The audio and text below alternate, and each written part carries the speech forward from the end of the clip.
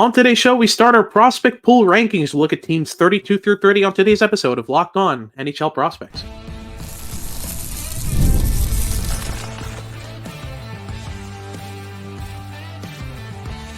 You are Locked On NHL Prospects, part of the Locked On Podcast Network.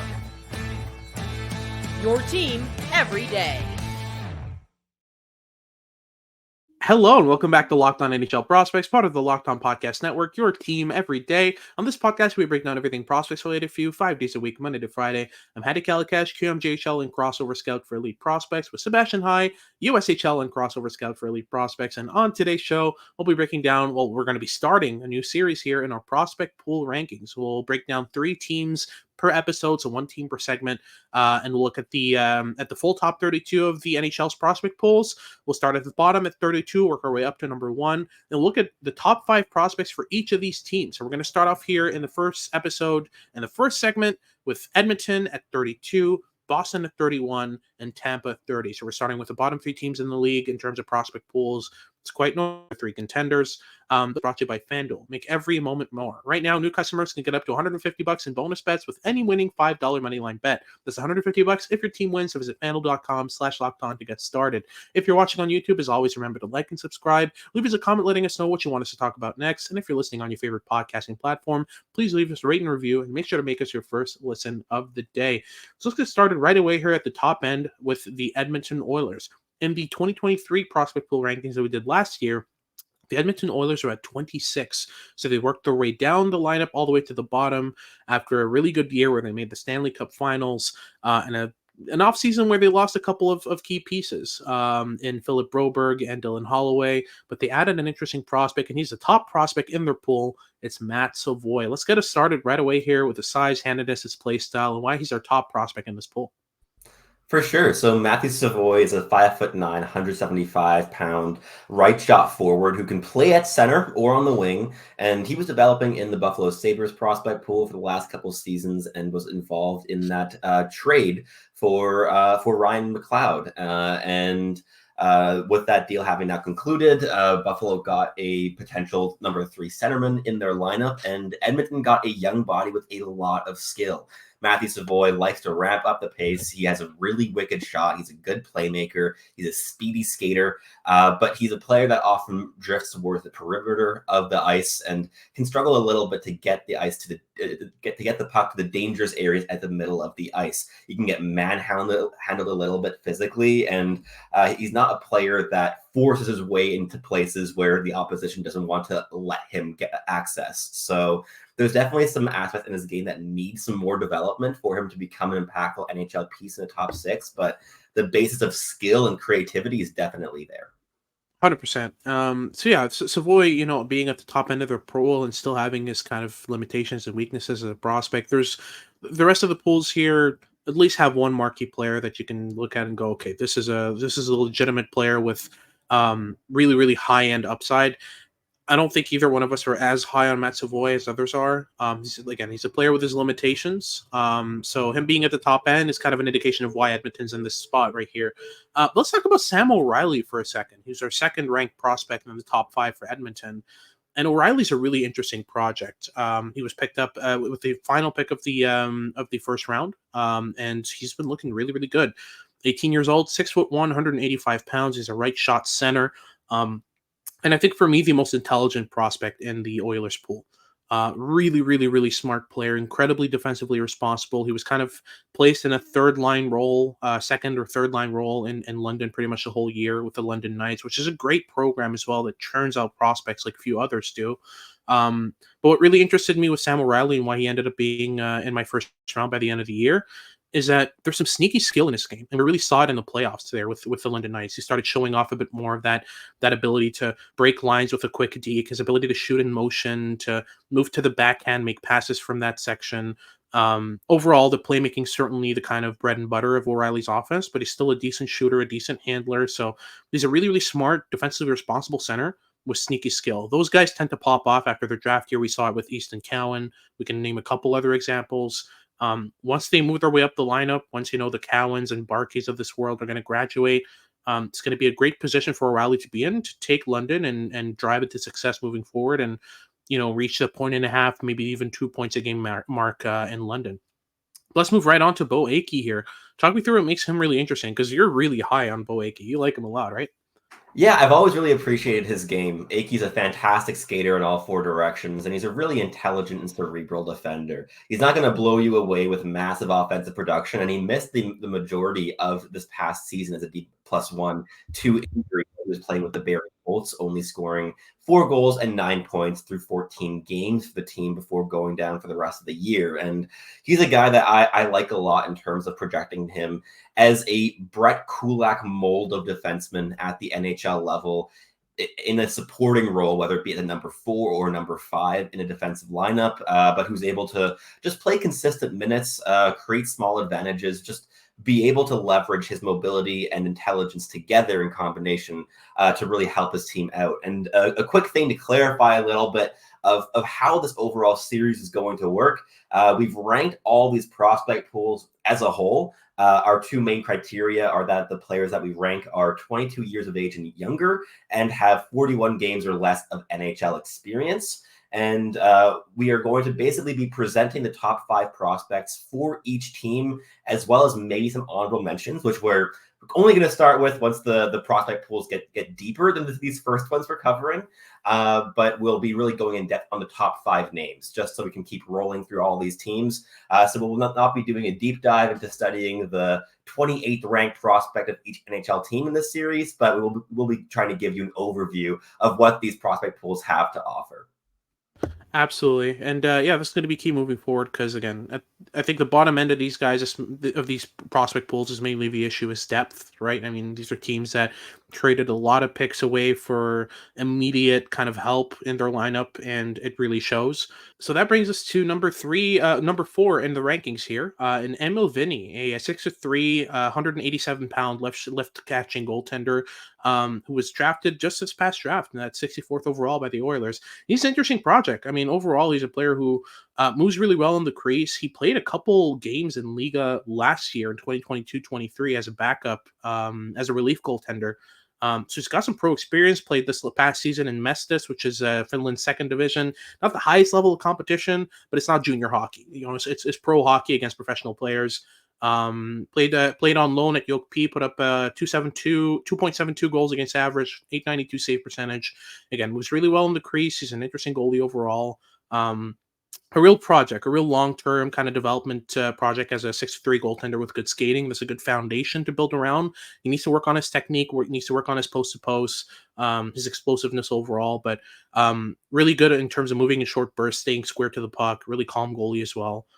Interesting project there. And then finally, Roby Järventie at 5th in our prospect pool rankings for Edmonton. And Järventie is an interesting project. He went a point per game in the AHL this past season. But yeah, talk me through his game overall and when it makes him our 5th ranked prospect in the Edmonton Oilers prospect pool. Yeah, he was an interesting target for Edmonton in that trade that sent Xavier Bourgault to the Ottawa Senators. I like Järventie a decent amount more than Bourgault as a prospect at this stage in their development. Järventie's a 6'3", a 213-pound left winger with a decent array of physical tools and a really wicked shot. With that, he was able to score 9 goals and 20 points in 22 AHL games with the Belleville Senators last season, as well as dressing for 7 NHL games with Ottawa, scoring a single assist.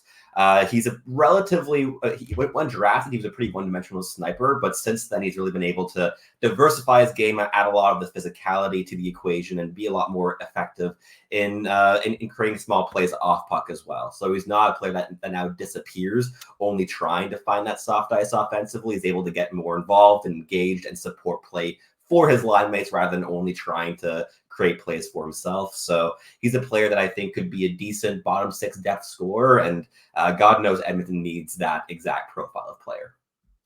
Absolutely. And that wraps up our first segment for the Edmonton Oilers. We'll get into the second segment where we talk about the Boston Bruins at 31st in our prospect pool rankings.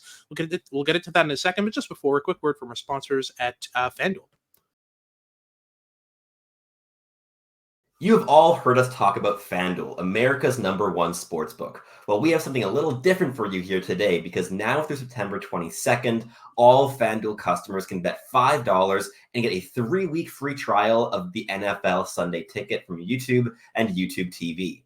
Then with a YouTube TV base plan, you'll be able to watch every regular season Sunday out of market afternoon game. All you need is a Google account and a current form of payment, and you can cancel anytime. Whether you want to take your big swings on American football or European football, which is currently getting going in the swing of things with the Champions League kicking off within the next couple of weeks from now, or maybe you are more akin to the golf world or tennis or any of the other sports that are currently still going at full speed. The choice is yours with FanDuel. Just visit FanDuel.com and download America's #1 sportsbook. Alrighty, so moving on to our second segment, we'll be looking at the Boston Bruins here at 31st. Last year, they were at 29th in our rankings, so they've dipped down a couple spots. And again, it's the same issue as with Edmonton. Once you get to their third or fourth best prospect, there's a bit of a dip in quality, and that's why they're here in these rankings. But let's start at the top end here with Matt Poitras, 5'11", 181 pounds, right shot center.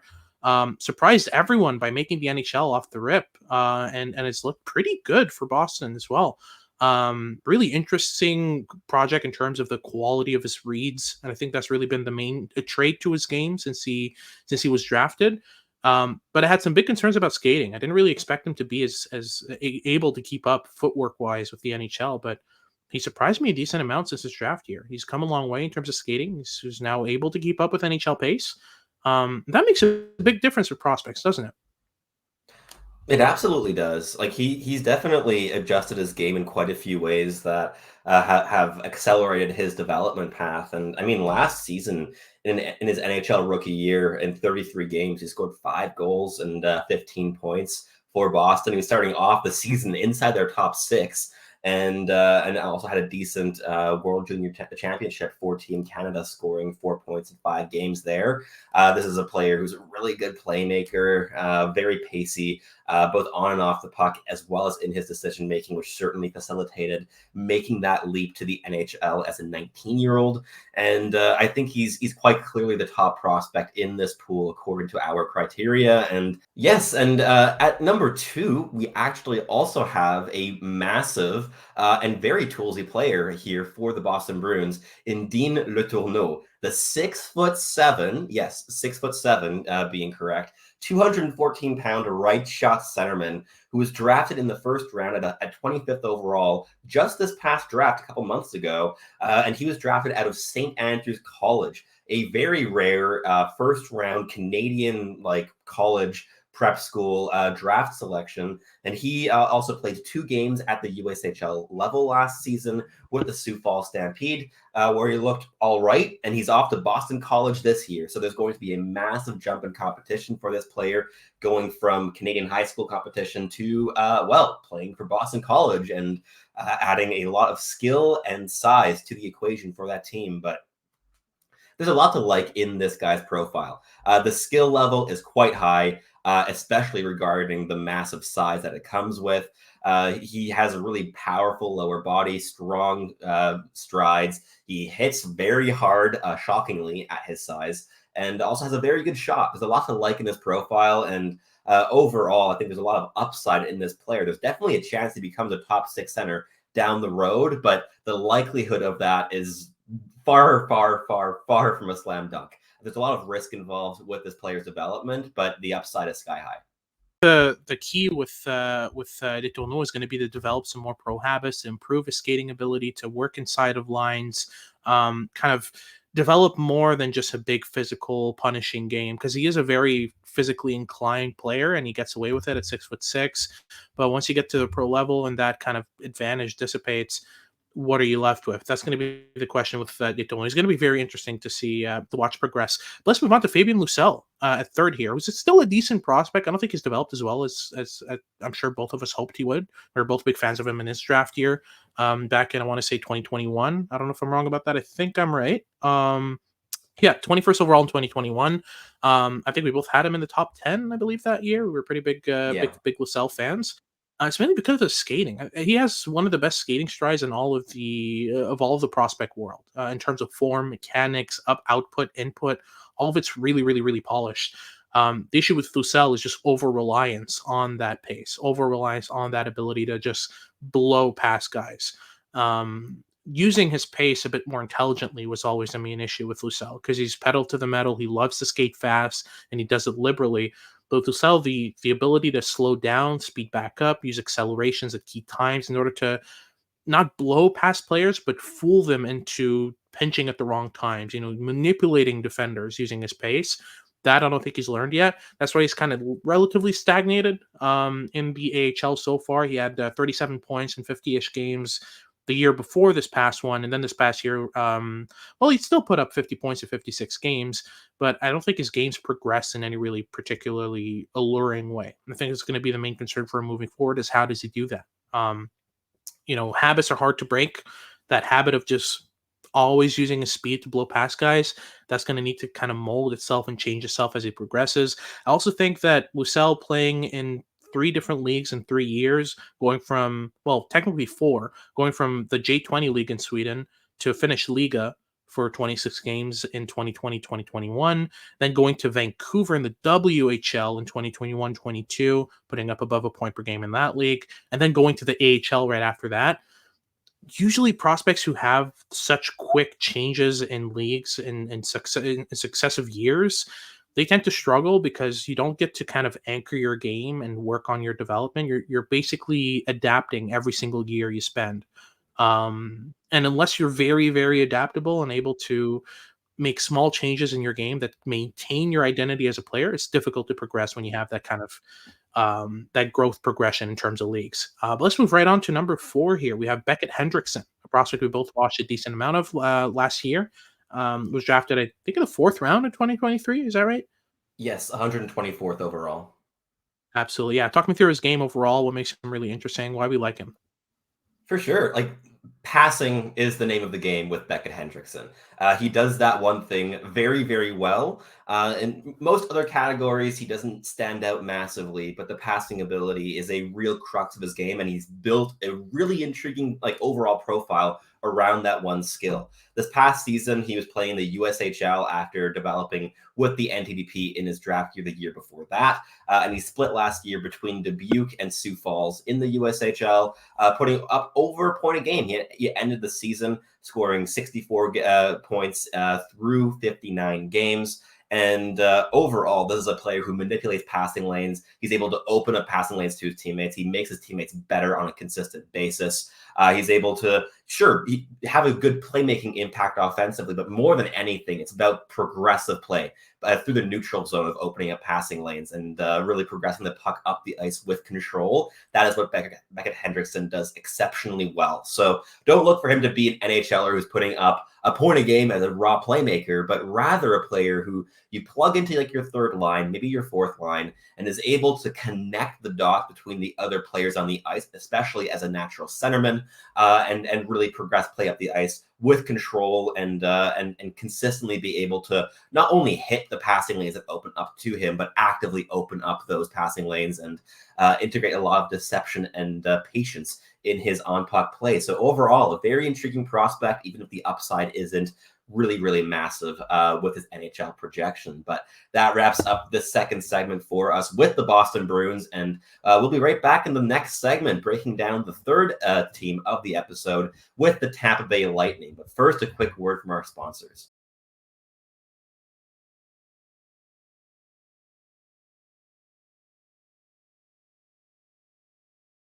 Alrighty, so let's close things off here in our final segment by talking about the Tampa Bay Lightning at 30th overall in our final in our prospect pool rankings for the offseason here. And the Lightning were at 31st last season, so not much of a change. He bumped up one spot due to a very key acquisition in terms of a prospect in their pool there. But I think the issue is still the same with the Lightning. It's just a lack of depth. There's an issue once you get to a certain amount. But yeah, we'll talk about that in detail. We'll start off with that key acquisition. Conor Geekie was acquired by the from Utah in exchange for Mikhail Sergachev and a couple other pieces. Very interesting exchange of players there, which I think benefits the Lightning's pool. Doesn't benefit their immediate ability to be contentious, but they needed Giannis some Moser's a decent replacement, I think, for Sergachev as well. He's good. He's decent. But Sergachev is Sergachev. He's a very interesting player. But overall, Conor Geekie, let's get into the details. Big center, decent mobility on him, surprisingly, as well. He's improved his ability to. He's still heavy-footed, but he's still Yeah. able to slow down, speed up, use his long strides to get past one check and kind of move into another. So I like that combination with him with Geekie, but really, what's the bread and butter of his game is the handling skill and the shooting ability. He's very, very skillful, very creative for a big guy. And you can really see it when he's on the ice. He's really good at manipulating defenses, getting past checks with his hands. But I think that, hands aren't enough in the NHL. You need to be able to, like I said, manipulate pace, speed up, slow down. Geekie's shown some ability to do that, and I think that's been the key progression. I wasn't a big fan of Conor Geekie in his draft year, but he's progressed pretty well, right? He really has. And I also want to add that there's a lot of other elements in his game that I think really help his projection. One element of that, physicality. This is a very strong player who's never afraid of using that to create space and time for himself, either on puck or even defensively as well, to disrupt opponents' cycle play.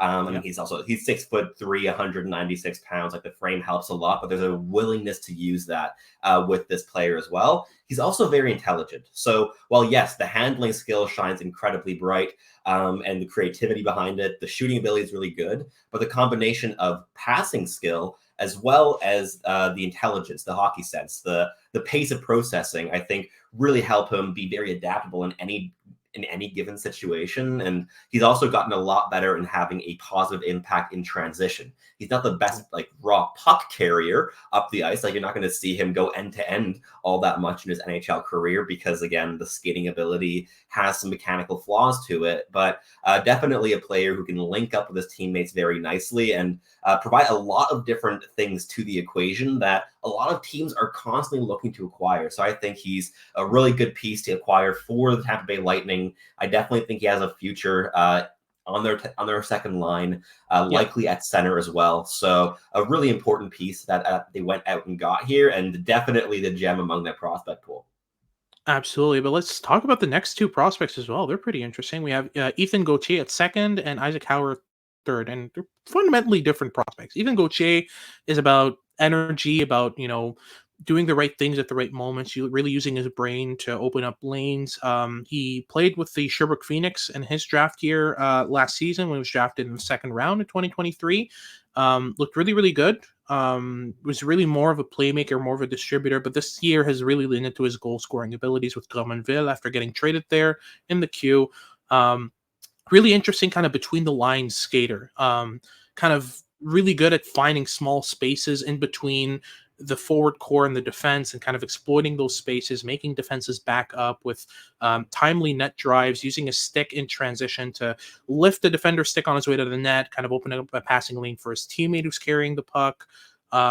Really intelligent off-puck mover. I think that really that's really the gist of his game, is how good he is off puck offensively. Whereas Isaac Howard is all about on puck skills. It's the manipulation, it's the handling skill, it's the net drives, the intensity and an intention with which he carries the puck.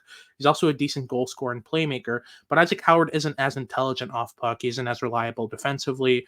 And he's the type of player who really excels with better teammates. We see a drastic difference between Isaac Howard with the NTDP, with Team USA at international tournaments, for example, the World Juniors, and the Isaac Howard we see, for example, at Michigan State. And with Michigan State, he's kind of the key offensive driver, and he's not really made for that. He's a complementary skill guy. That's why we have Ethan Gauthier above, just because Ethan Gauthier is more projectable, more safe, but also has a similar level of upside to Isaac Howard there. But let's close things off here with number 4 and number 5 in these prospect pools. Talk me through Dylan Duke and Gabriel Sturck. Yeah, Dylan Duke is a player that I've really appreciated going back to his draft year, where he's playing with the NTDP in the 2021 draft class. And he's a player that really made his mark on that team by being elite at one thing specifically, being playing the net front role, which is especially interesting considering that he's 5'10", 176 pounds, not the biggest guy in the world, and a really not very pretty skater on the ice. But the level of intelligence and hand-eye coordination and physical leverage tools that he had in his toolkit already at that point really made him stand out among the rest of the players. And since then, I mean, having three full seasons at the University of Michigan to develop has done wonders for him. His skating's definitely gone from awful to not great, which has been a really big improvement for Dylan Duke and his NHL projection. And on top of that, his existing strengths of scoring goals really tight around the net front, getting first to rebounds, never relenting. He has that dog in him, like very much. So he's going to be a bottom six presence for Tampa Bay for a very long time. I'm pretty confident of that. And again, that combination of intensity, intelligence, and physical tools that compensate for a lack of massive frame, I think are really central to his projection. Decent shot, decent playmaker, but again, he gets to the dangerous areas, and that's where he does his damage. It's not about having a better shot than the rest of his competition in terms of scoring goals. It's about getting to the dangerous areas and just whacking away at pucks. Think more along the lines of a Brendan Gallagher than an Alex Ovechkin in terms of overall skill comparison.